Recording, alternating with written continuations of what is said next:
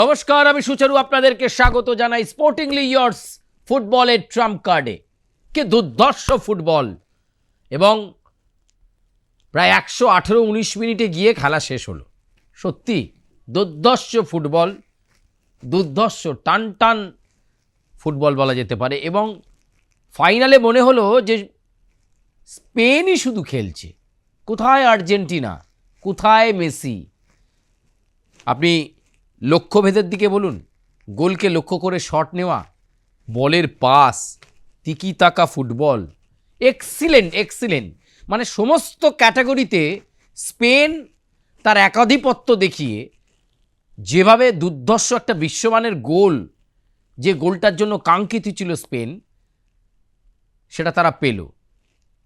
মানে হিসেব অঙ্ক বা ছবিটা যা বলছে অনেক আগেই পেতে পারত, কারণ আর্জেন্টিনার গোলকিপার মার্টিনেজ বেশ কয়েকটা শিওর গোল সেভ করেছে, নয়তো স্কোর লাইন বোধহয় 5-0 বা 6-0 এরকম একটা জায়গায় চলে যেতে পারত। সেখানে 1-0 শেষ হলো। একটা ইতিহাস তৈরি করলো স্পেন। তারপরে একটা আনন্দ জোয়ার, এবং আগামী কয়েক বছর গোটা বিশ্বকে, ফুটবল বিশ্বে রাজ করবে স্পেন। আমরা কথা বলবো, আমাদের সঙ্গে রয়েছেন আমাদের বিশিষ্ট ক্রীড়া সাংবাদিক যশবন্ত বিশ্বাস। আমরা কথা বলবো তার সাথে এবং বোঝার চেষ্টা করব কোন অঙ্কে স্পেন এই ধরনের একটা টোটাল ফুটবল উপহার দিল এবং একটা অভাবনীয় সাফল্য উঠে এলো। যশবন্ত, তার প্রথম প্রশ্ন, তুমি বলেছিলে স্পেন জিতবে, স্পেন জিতল।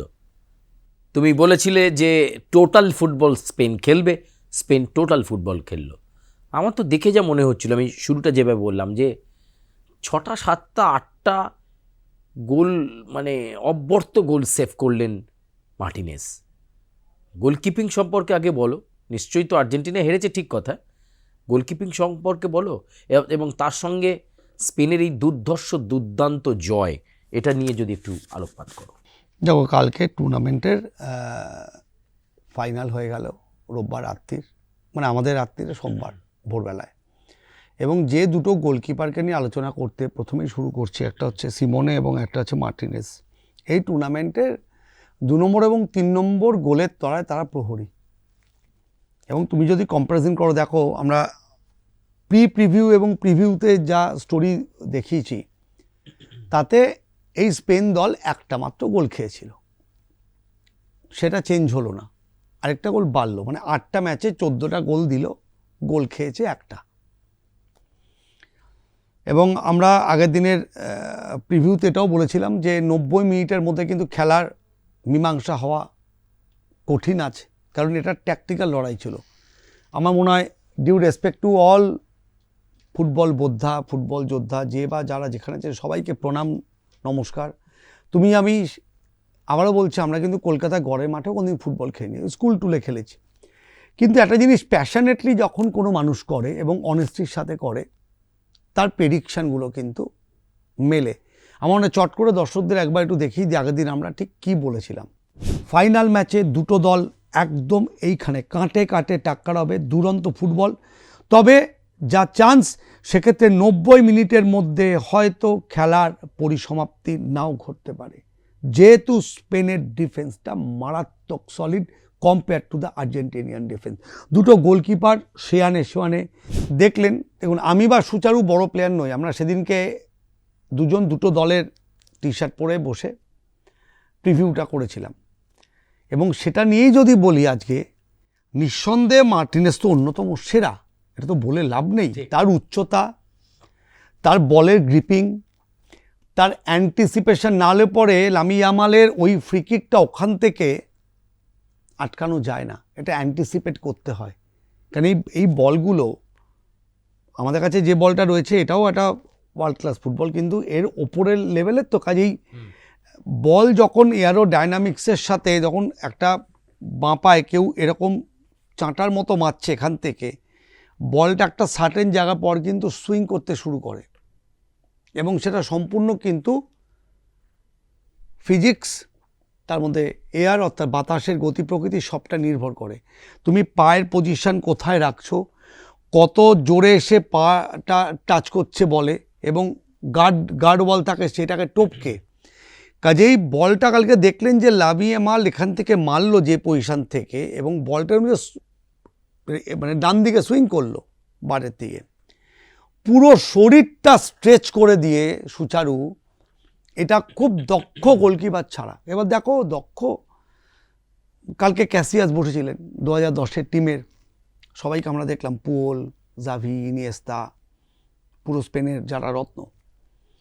দেল বস্কেকে যদিও দেখতে পাইনি, এখন নিঃসন্দেহে তার বয়স 16 বছর অনেকটাই বেড়েছে বয়সের ভারে, কিন্তু পুরোটা একটা ট্যাকটিক্যাল গেম কিন্তু খেলেছেন। যেভাবে এমবাপ্পেকে রেখে দিয়েছিলেন বস্তাবন্দি করে গোটা ম্যাচে, কালকে 3 থেকে 4টে মোটে কর্নার, সেই পরিসংখ্যান আসছি, তবে 2 গোলকিপারই অসাধারণ। তবে মার্টিনেজ কালকে 3-4টে অ্যাটাক যেভাবে গ্রাউন্ড লেভেলে হেডেরটা বাঁচিয়েছেন, বল শরীরটা শূন্যে ছুড়ে দিয়ে রোধ করেছেন। নর্মাল গেমে পাসিং শটে 2টো তো ব্রিলিয়ান্ট বুলেট শট সেভ করলো। অসাধারণ গোলকিপিং, অসাধারণ। তবে স্পেন কেন সেরা, আমার মনে হয় এই পরিসংখ্যানটা যেটা তোমাকে দিয়েছি, সেটা এই মুহূর্তে যদি একবার একটু আমাদের যারা দর্শক এতদিন ধরে টানা আপনাদের ব্লেসিং দিলেন, তাদের জন্য একটা ছোট্ট পরিসংখ্যান। শট টোটাল স্পেন নিয়েছে 20টা, আর্জেন্টিনা মাত্র 3টে। জাস্ট পার্সেন্টেজটা বুঝুন। টার্গেটের শট, তার গোল অভিমুখের শট 11টা, আর্জেন্টিনা 0। অর্থাৎ সেইভাবে কিন্তু দুর্গ বা দেওয়াল, অর্থাৎ স্পেনের যে রক্ষণ প্রাচীর সেটা ভাঙতে পারেনি। বল দখল 68 to 70% in favour of Spain, 30% মতো আর্জেন্টিনা। পাস খেলেছে 805টা, ভাবুন, সেখানে আর্জেন্টিনা মাত্র 444, প্রায় ডবল। ঠিক পাসের পরিসংখ্যান 90% অ্যাবাভ স্পেন, ফুয়েন্তের ছেলেদের, স্কলোনির ছেলেরা সেখানেও পিছিয়ে 77% মতো। হলুদ কার্ড 5টা থেকে যে আর্জেন্টিনা টাফ ফুটবল হবে বলেইছিলাম, সেটাও মিলেছে। রেফারি করা হাতে কিন্তু ম্যাচ কালকে কিন্তু বড়সড় কিছু হতে পারত। লাল কার্ড না, স্লোভাকিয়ান রেফারি সেটা করতে দেয়নি। লাল কার্ড একজন দেখেছেন। অফসাইডে ট্যাপে পড়েছে 4বার। অফসাইড কখন হয়? যখন খেলার গতি প্রকৃতি উল্টো দিকে থাকে। আর্জেন্টিনা একবার করেছে, মানে ট্যাপে পড়েছে। 4বার স্পেন, অর্থাৎ স্পেন কিন্তু আক্রমণটা কালকে অনেক বেশি করেছে। সর্বশেষ যেটা কর্নার, সেখানেও অ্যাডভান্টেজ স্পেনের, যেটা বলছিলাম 9টা, সেখানে মাত্র 4টে। নর্মাল টাইমে 1টা ছিল, অ্যাডেড টাইমে গিয়ে এবার যে কারণে ফের্নান্দেজ ডবল ইয়েলো থেকে রেড কার্ড দেখলে, নিঃসন্দেহে একটা ফাইনালের মতো খেলা সুচারু 10 জন যদি হয়ে যায়, এবং স্পেনের মতো টিম যেখানে টোরেসের মতো গতিবান প্লেয়ার, উইলিয়ামসের মতো গতিবান প্লেয়ার, লামি ইয়ামাল, কুকুরেলা, লাপোর্তে, কিউবার্সি যে সেরা খেলোয়াড় হলো ডিফেন্ডার, ডেভিড অলমো, ওয়ার্জাবাল, বায়না, তো তাদেরকে আটকানো কিন্তু খোড়া মুখের কথা নয়। তবে কালকে অত্যন্ত ধীর স্থিরভাবে পুরো টিমটা ট্যাকটিক্যালি, কেন ফুয়েন্তে বড় কোচ, কেন ওরা ফ্রান্সকে বোতলবন্দি করে রেখেছিল, কেন কালকে আর্জেন্টিনাকে তাদের খেলাটা খেলতে দিল না, সেটা কিন্তু কোচিংয়ের কারসাজি। এরা ম্যাচটা রিড করে। ঠিক। এবার তোমার কাছে যে জিনিসটা জানতে চাইবো সেটা হচ্ছে, এই যে টোটাল ফুটবল স্পেন উপহার দিল, আর্জেন্টিনা সর্বক্ষণ ডিফেন্সিভ ফুটবল খেলল, কোথাও কি এই যে ফাইনালের যে ছক বা ফরমেশন, সেটাই আর্জেন্টিনার সমস্ত হিসেবটাকে গুলিয়ে দিল? না দেখো, ফাইনালটা একটা অন্য ডিফারেন্ট বল গেম। কালকে ওরা 4-2 গেছিলো ইনিশিয়ালি। এবার এটা তো বলে লাভ নেই, এটা অলিখিত সত্য, তুমি মানো চাই না মানো, আর্জেন্টিনা পুরো টিমটাই মেসি নির্ভর। মেসির সাপ্লাই লাইন যদি কেটে দাও আর মেসিকে যদি সাপ্লাই করতে না দাও, তুমি যে কোনো ম্যাচ দেখো, মিশর থেকে শুরু করে বল নামিয়ে দিয়েছেন মেসি, বল সাজিয়ে দিয়েছেন মেসি, অ্যাসিস্ট করেছে প্রচুর, বল একদম গোলের মুখে শুধু দিয়েছেন, তুমি হেড দিয়ে দিয়েছো মেসি। এই সাপ্লাই লাইনটা তো দেলা ফুয়েন্তে কেটে দিয়েছে। এখন তো ওইভাবে ম্যান মার্কিং হয় না, জোনাল মার্কিং হয়, এবং তার সাথে এখন তো সবটাই ভিডিও নির্ভর। মেসি কোন দিকটা বেশি অপারেট করেন, কখন বাঁ পায়ে যাচ্ছেন, কখন ডান পায়ে আসছেন, কখন সুইচ ওভার করছেন, কোন জায়গার থেকে অফ দ্য বল রানটা শুরু করে, এগুলো সবটাই কিন্তু তোমার কাছে এখন ড্যাশবোর্ডে ভর্তি। এইটাকে তুমি যদি ঢুকিয়ে দিতে পারো তোমার মগজাস্ত্রে, বিইং এ কোচ, আমি যদি তোমার মগজাস্ত্রে ঢুকিয়ে দিই সুচারু এটা করিস, সুচারু এটা করবি, সুচারু এটা করবি না, তো তোমার মধ্যেও কিন্তু ওই অভ্যেসটাই চলে আসবে। এরপর তো বয়স একটা ফ্যাক্টর, গতি একটা ফ্যাক্টর। তুমি ইয়ামালের মতো এরকম স্পিডের রাইট উইঙ্গারকে আটকাতে গেলে তোমাকেও তো লেফট উইঙ্গারটা ওরকম করতে হবে। ঠিক। তো কিছু কিছু জায়গায় আর মেসিকে বোঝা যাচ্ছে যে মেসি আর যে পারছে না, তবে প্রচুর ট্যাকেলও খেয়েছে, ধাক্কাধাক্কি হয়েছে, খেলার শেষেও বেশ কিছু অনভিপ্রেত বলবো, যেটা হওয়া উচিত নয়। খেলোয়াড়ি সূচক মনোভাব থাকা উচিত, রাখা উচিত। তো যাই হোক, বড়সড় কিছু হয়নি, এটা ভালো। তবে স্লোভাকিয়ান রেফারি এবং এন্টায়ার রেফারি প্যানেল যেভাবে ম্যাচটাকে ট্যাকেল করেছে, হ্যাটস অফ, সুন্দরভাবে পরিচালনা হলো। তারপর তো বাড়তি পাওনা সমস্ত বিখ্যাত, জগৎ বিখ্যাত যারা পপস্টার, রকস্টার, তাদের উপস্থিতি ম্যাচের আগে, হাফ টাইমে, সব মিলিয়ে যে আচার, বিশ্বকাপ উদ্বোধন থেকে শুরু করে বিশ্বকাপের এন্ডিং এবং প্রচুর, এবং আমি তো বলতে বলতে তার আগের দিন রাত্রিরে যেটা দেখলাম সুচারু, মানে কী দেখলাম সেটাই তো বুঝে উঠতে পারছি না। ইংল্যান্ড বনাম আমি মানে তুমিও দেখেছো, 4 গোল খেয়ে পিছিয়ে থাকার পর কোনো দল ওইভাবে ফিরে আসতে পারে। এবং তুমি দেখো পরপর 2টো বিশ্বকাপে এমবাপে গোল্ডেন বল নিয়ে চলে গেল। আবার কিছু দেখো ট্র্যাজিক, মনে কথা বলতে মনে এলো, যেমন মারাদোনা 86-তে জিতলেন, 90-তে রানার্স হলেন। তো মেসিও কিন্তু তার যে গুরু, তার যে মেন্টার, কাতারে চ্যাম্পিয়ন, আমেরিকাতে রানার্স, ঠিক আছে, ওখানেও কিন্তু জার্মানির কাছে 1 গোলে হেরেছিল, এরাও 1 গোলে হারলো টোরেসের কাছে। টোরেসের ফিনিশিংটা ব্রিলিয়ান্ট, কাজেই মানে কিছু কিছু জিনিসটা নিয়তির কাছে এগুলো লেখা থাকে, এগুলো লেখা হয়ে যায়। তবে সর্বকালের সেরা জায়গায় মানে এই বয়সে গিয়ে এরকম ফুটবল উপহার, হ্যাঁ, টোটাল বিশ্বকাপে 21টা গোল, এই বিশ্বকাপেও 8টা গোল, হ্যাঁ, 5টা অ্যাসিস্ট, মেসিকে সেলাম, মানে মেসিদের পক্ষেই বোধহয় সম্ভব। আর একটা জিনিস তোমার কাছ থেকে জানতে চাইবো, সেটা হচ্ছে এই যে স্পেন আর্জেন্টিনাকে ছিটকে দিল, শেষ হয়ে গেল, টুর্নামেন্ট শেষ হয়ে গেল, কিন্তু কালকে মেসির চোখে জল, এবং দেখলাম যে মাঠের মধ্যে আবেগঘন মুহূর্ত, সবাই পড়া, চুপ করে বুটের সক্সটাকে ঠিক করছে এবং চোখটা ছলছল করছে। গোটা বিশ্ব মেসির মতো প্লেয়ারকে আর পাবে না বিশ্বকাপের মতো গুরুত্বপূর্ণ টুর্নামেন্টে। যশবন্তদা, গোটা ফুটবল বিশ্বের কাছে এই ছবিটা, এই সেন্টিমেন্টটা যদি ব্যাখ্যা করো। দেখো, এটা বড় প্লেয়ারদের ক্ষেত্রে হয়। আমি 2011 বিশ্বকাপ বলছি, সচিন যখন জীবনে তো সব পেয়েছিল সচিন, ওয়ার্ল্ড কাপ পায়নি। তো সচিন যখন কাঁধে করে সবাই সচিনকে নিয়ে ফিরছে, তো মাস্টার ব্লাস্টারের চোখে কিন্তু জল। তো কালকে দেখে ওই সময়টা আমারও কান্না পেয়ে, এখন ধরো আমরা তো এদেরকে পেয়ে এসছি, আমরা চিরকাল চাই যেটা থাকুক, এই ভালো মুহূর্তগুলো থাকুক, এই বল গেমটা থাকুক, কিন্তু একটা একদিন তো ছেড়ে যেতে হবে ভাই, কিছু করার নেই। পেলেও ছেড়েছেন, মারাদোনাও সেভাবে ছেড়েছেন, যত প্লেয়ার বলো, লোথার ম্যাথুস থেকে শুরু করে অলিভার কান, টপ প্লেয়ার, আজকে ডেভিড বেকহ্যাম, এক না একদিন বিশ্বকাপের মঞ্চ সবাইকে ছাড়তে হয়েছে। আর বিশ্বকাপ সবাই পায় না, তার প্রকৃত উদাহরণ নেইমার, রোনাল্ডো কি পায়নি বলো, ব্যালন ডি'র থেকে বিশ্বের সেরা সেরা প্লেয়ার, বিশ্বের তাবড় ক্লাবে খেলা, রেকর্ড অর্থের চুক্তি, সব, কিন্তু বিশ্বকাপটা ওয়ার্ল্ড কাপ হয়নি। কিন্তু মেসি সেখানে অনেক লাকি, মেসি ওয়ার্ল্ড কাপ পেল, ওয়ার্ল্ড কাপ ফাইনাল পরপর 2বার, সেখানেও ওর গুরুকে ছোঁয়া। মারাদোনাও 86 পর 90 বিশ্বকাপ, ইতালিয়া যেটা 90, সেখানে তো পরিসমাপ্তি কিছু থাকে, এগুলো ইতিহাসের পাতায় থাকবে। তবে গোটা স্টেডিয়াম কালকে মানে ওরা যেমন হাত ছোড়েন এরমভাবে, এবং একটা স্যালুটের মতো ভামোস আর্জেন্টিনা বুকে এরকম বাজায়। তো আমার মনে হয় মেসি তখন কাঁদছিল। তো দেখো, আমরা যারা মেসি ফ্যান আমাদের বলতে গিয়েও গলা আটকে আসে।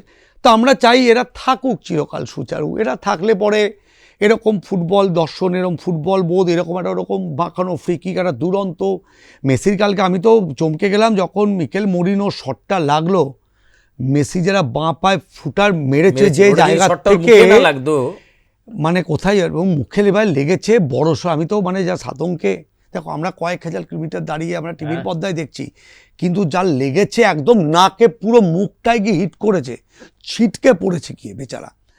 তো বড়সড় কিছু হয়নি, এগুলো ভাগ্য। বাট সব মিলিয়ে এটা আমাদের জন্য, আমরা যারা সাংবাদিক, একটা শেখার বিশ্বকাপ। প্রচুর কিছু দেখলাম, প্রচুর রেকর্ড। তবে ভবিষ্যতের যারা তারকা, এই মিকেল মরিনো, এমবাপে, ইয়ামালের ভাইকে দেখছিলাম প্রচুর এনজয় করছিল, দাদা জিতেছে বিশ্বকাপ, ছোট বাচ্চা। তো এগুলো একটা পাওনা, দেখা একটা আবেগ। সব মিলিয়ে ভালো মন্দ কিছু তো বাজে স্মৃতি দু একটা থাকবে, এরকম প্রেসিডেন্ট হিসেবে ট্রাম্পের থ্রেড বালগুনকে নেওয়ার, বা বেশ কিছু মুহূর্ত থাকবে, বেশ কিছু সমালোচনা থাকবে। But end of the day এটা বিশ্বকাপ, এটা ফুটবল বিশ্বকাপ। আবেগ বলো, ভালোবাসা বলো, সম্মান বলো, সব কিছু থাকবে। বাট আমরাও ব্লেসড। ধরো আমরা যেভাবে প্রোগ্রামটা শুরু করেছিলাম, এত অবধি আসবো ভাবিনি, এত মানুষজন আমাদেরকে সাপোর্ট করবে এইভাবে আমরা ভাবিনি। আমরা চেষ্টা করেছি যতটা সম্ভব ভালো তথ্য দিয়ে। স্পেন থেকে ইন্টারভিউ এসছে, বেলজিয়াম থেকে ইন্টারভিউ এসছে, হয়তো ভবিষ্যতেও আসবে। তো যেভাবে আপনাদের ভালোবাসা আমি আর সুচারু এবং এন্টার R+ পেয়েছি, তার জন্য আপনাদেরকেও মানে কি বলবো, একদম মনের ভেতর থেকে অনেক ভালোবাসা। যারা সিনিয়র দেখেছেন তাদেরকে প্রণাম, অভিনন্দন, শুভেচ্ছা, সবটাই আমার তরফ থেকে। কি রে, তোর বেশ র্যাশ হয়েছে দেখছি। হ্যাঁ রে, কি করবো বলতো, র্যাশগুলো কিছুতেই কমছে না। অনেক কিছু ইউজ করলাম তবুও কমছে না। আমার মনে হয় তোকে কোনো একজন ভালো ডার্মাটোলজিস্টের কাছে দেখানো উচিত। তুই ঠিক বলেছিস, কিন্তু কোনো ভালো ডার্মাটোলজিস্ট থাকলে একটু সাজেস্ট কর না প্লিজ। এই তোর তো একবার র্যাশ হয়েছিল না, তুই কোথায় দেখিয়েছিলিস? তুই একবার গৌরীদেবী হসপিটালসে দেখাতে পারিস, ওখানে ভালো এক্সপিরিয়েন্স ডার্মাটোলজিস্ট আছে। আমারও সেম প্রবলেম হয়েছিল, এখন ওখানে ট্রিটমেন্ট নিয়ে আমি এখন ঠিক আছি।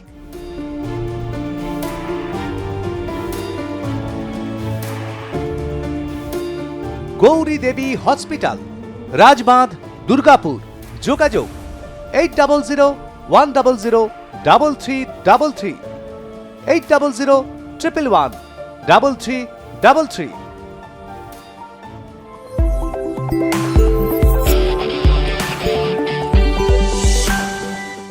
আপনার পুজো পৌঁছে যাক বিশ্বের দরবারে। প্রতি বছরের মতো এবারও R+ নিউজ নিয়ে এলো শারদাঞ্জলির সেরা সম্মান 2026। অংশ নিতে সকাল 10টা থেকে সন্ধে 6টার মধ্যে সরাসরি যোগাযোগ করুন আমাদের অফিসে, অথবা কল করুন 9836323248 এই নম্বরে। শারদাঞ্জলি শুধুমাত্র R+ নিউজে। অনেক ধন্যবাদ যশবন্তদা। স্পোর্টিংলি ইয়র্স ট্রাম্প কার্ডের অন্তিম পর্বে আপনাদেরকে আরও একবার সাধুবাদ জানিয়ে যাই যে আপনারা যে রেসপন্স দিয়েছেন, এরপরে আপনারা পর্বগুলোতে স্পোর্টিংলি ইয়র্স স্পোর্টসের কোনো সেগমেন্ট বা কোনো বিশেষ বিষয় নিয়ে বিশ্লেষণ দেখবেন। কিন্তু বিশ্বকাপের যে পর্বগুলো লাগাতার আপনারা দেখছিলেন, প্রায় 14-15টা পর্ব আমরা আপনাদের সামনে রাখতে পেরেছি। আমরা কৃতজ্ঞ আপনারা এই ধরনের নতুন সেগমেন্ট বেশি 1 তারিখ থেকে অ্যাকসেপ্ট করেছেন, 1 তারিখ থেকে প্রায় 20টা পর্ব অ্যাকসেপ্ট করেছেন এবং দেখেছেন। আমরা সত্যি অভিভূত। ফুটবলের ট্রাম্প কার্ড এবারের মতো এ পর্যন্ত 2026-এর বিশ্বকাপে আমরা শেষ করলাম। তবে আপনাদের সঙ্গে আবার বলছি, স্পোর্টিংলি ইয়র্সে কিন্তু অন্য সেগমেন্ট নিয়ে দেখা হচ্ছে।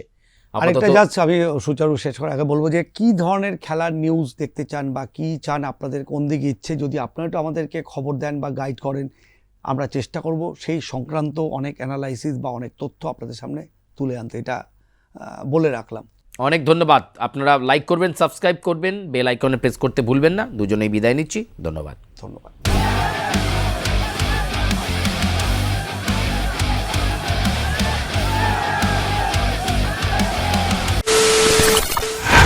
খবরের নামে প্রতিদিন সন্ধে আপনার ড্রয়িং রুমে কি শুধুই চিৎকার চেঁচামেচি হে আসে? বিতর্কের নামে চলে গালাগালি আর কাদা ছোড়াছুড়ি। এবার সময় পরিবর্তনের, কারণ আমরা কান ফাটানো চিৎকারে বিশ্বাস করি না। আমরা বিশ্বাস করি খবরের সত্যতায়। আমরা কোনো পক্ষের হয়ে গলা ফাটাই না, আমরা সাধারণ মানুষের হয়ে প্রশ্ন তুলি। চিৎকার নয়, শুধু খবর হবে যেখানে বিতর্ক আছে কিন্তু কুৎসিত ঝগড়া নেই। সঠিক তথ্য, বিশ্বস্ত খবর। নজর রাখুন আর প্লাস নিউজে।